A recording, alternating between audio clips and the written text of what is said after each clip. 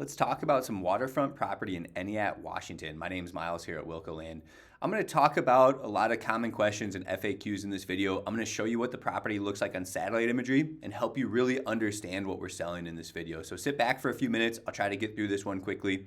But first, I want to start with a quick disclaimer. This isn't legal advice. It's not real estate advice. I'm simply sharing my thoughts and opinions with you through my own due diligence and my 10 years of experience in the industry. So let's kick this thing off with getting a bird's eye view of this property. So this is Entiat, Washington. I'll show it to you on a map here real quick.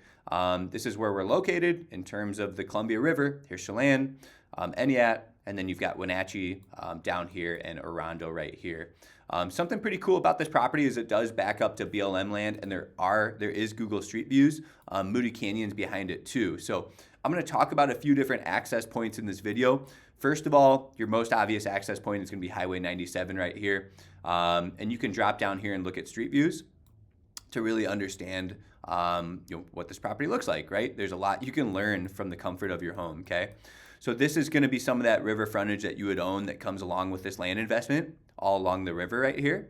And then this is pretty cliffed out on this section, but let me show you this other section over here. And you can go all the way down the street and look at all this. I'll show you this cool little section of the property too, I think right here, if we look over here. So I think this is a cool little riverfront section as well. So you can really see it a lot better from over there looking down a little bit, but you've got a decent amount of river frontage right there. And I know this is going to be one of the most common questions is how big is this? So let's go through that really quick before we go into the back side of the property. So this first section on the water is going to be 1.5 acres.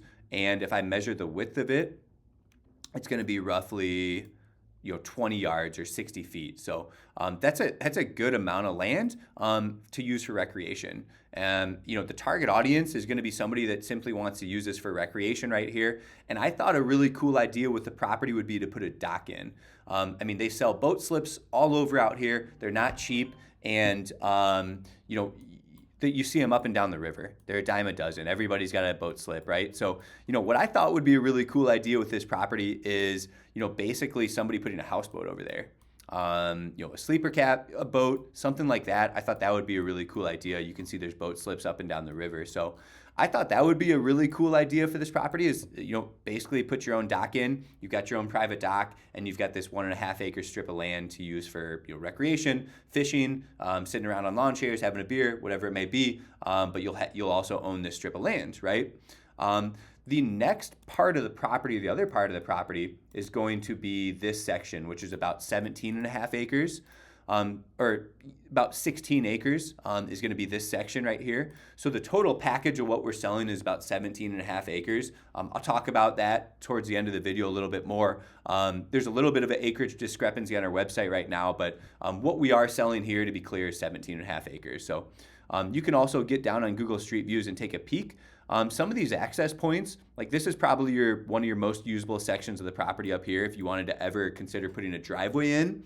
Now that's going to come with its own set challenges, like getting a turnoff from the Washington Department of Transportation to basically get a driveway up here. So that's going to be your first and foremost thing. You'll have to get a turnoff from the Washington DOT to essentially bring you to a building site up here. Another good usable area is going to be right here too. The rest of it's pretty cliffed out along the road right there, but this would be another usable section right here. In terms of like target audience, right? This isn't probably for somebody looking to build $1 million home. Maybe it is. I don't want to rule that out, but the reality is, a lot of properties out there are buildable, and something like this would run you hundreds of thousands of dollars. So what we're trying to appeal to is a recreational audience, right? Somebody who wants to put a dock in, a place to park their boat, right, and use this property for recreation. Somebody who wants to, invest in this long-term project to basically get a driveway up here and build some sort of small cabin, or even a place to put a yurt or a tiny home or your camper, something of that nature, right? So technology continues to improve. So, that is potentially possible down the road, right? And you're going to have to work with the state to get a turnoff off that highway. The other access route that I want to talk about that I think is really cool, that's going to bring you to the top of this basically 17 or 16 acre property. It's all adjacent to BLM land right here. And this is actually the Keystone Ridge Trail. So this is a turnoff on 97. You can park your car and you can hike up the Keystone Ridge Trail. It's denoted right here. This is a Keystone Ridge Trail, and you can basically veer off onto BLM land and hike on down to your property. So the total hike basically up here is going to be something like, depending on where you want to go on the property, about less than a mile. That's a pretty cool access point. And I sell a lot of unique land like this. This wouldn't be the first property somebody chose to hike into. You'll have a really private and elevated campsite, on one of these benches on top of this property with some really, really cool views looking out, at the river, at the valley. So that would be a really cool spot. There'll be people who want to pack in materials, maybe set up a yurt, clear a space, and have this really unique and private campground up on top of their own land. Then at the end of the day, you can walk on down here and you can access your waterfront property too, right? So not only do you have this campground up here that you just hiked into, but you can actually walk on down and hop across the highway and go access your riverfront property too.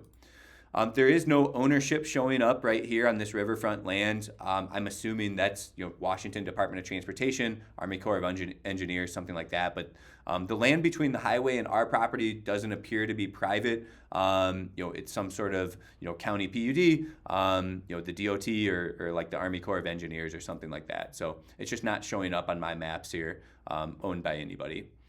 The other access route, I guess you could potentially, Moody Canyon is all private land backing up there, but not only do you have BLM land backing up to your property, over 200 acres of it, that backs up to Washington State land, which actually backs up to more.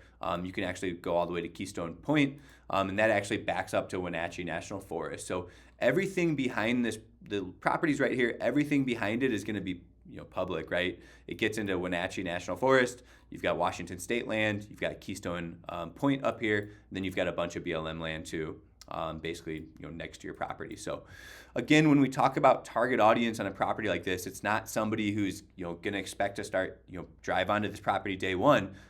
You're going to be hiking in materials to the top of the property. You're going to be potentially getting a dock into your property and using it for a houseboat, or you're just simply coming out here and you're fishing, you're swimming, you're using it for recreation, and then also we'll have a group of people that are simply interested in this long-term type of land investment. They'll figure it out as they go. They see the price tag, and they really believe in the future of land and the technology and the ways we're going to be able to use land in the future are going to be a lot different than what we can imagine today.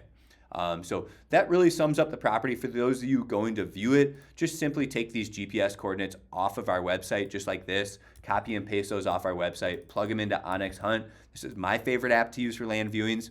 You can see if you have the elite version, it's going to be outlined like this. And you can see the riverfront section is going to be outlined too.